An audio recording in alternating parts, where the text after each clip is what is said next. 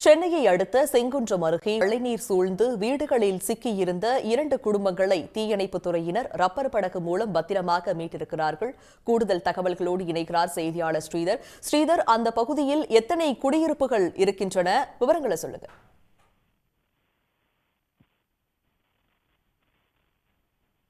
கனமழை என்பது கொட்டி தீர்த்து வருகிறது.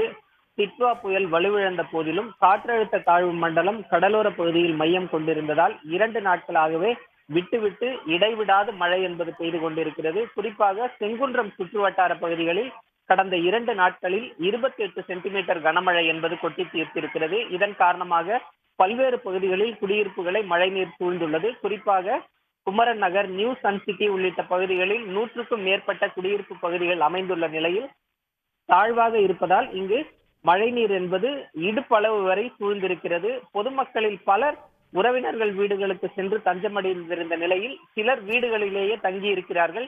2-3 நாட்களாக வீடுகளை விட்டு வெளியேற முடியாததால் அத்தியாவசிய பொருட்கள் வீட்டில் தீர்ந்து விட்டதாலும் மின்சாரம் தடைப்பட்டிருப்பதாலும் வீட்டிலிருந்து வெளியேற வேண்டிய சூழலுக்கு தள்ளப்பட்டு இருக்கிறார்கள். இதனைத் தொடர்ந்து ஒரு சிலர் அரசு அதிகாரிகளை தொடர்பு கொள்கிறார்கள். தற்போது நியூ சன் சிட்டி குமரன் நகர் பகுதியில் 2 குடும்பத்தினர் வீட்டிலிருந்து வெளியேற வேண்டும் என அரசு அதிகாரிகளுக்கு தகவல் தெரிவித்திருந்தனர்.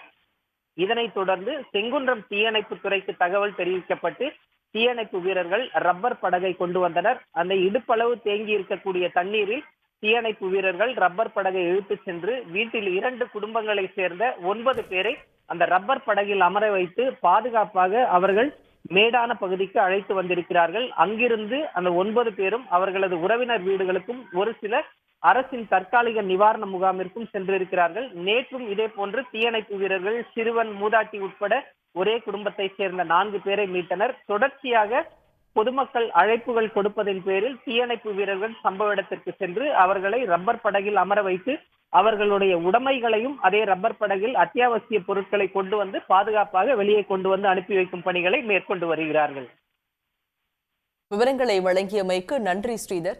உடனுக்குடன் செய்திகளை தெரிந்து கொள்ள சன் நியூஸ் பெல் ஐகானை கிளிக் பண்ணுங்க.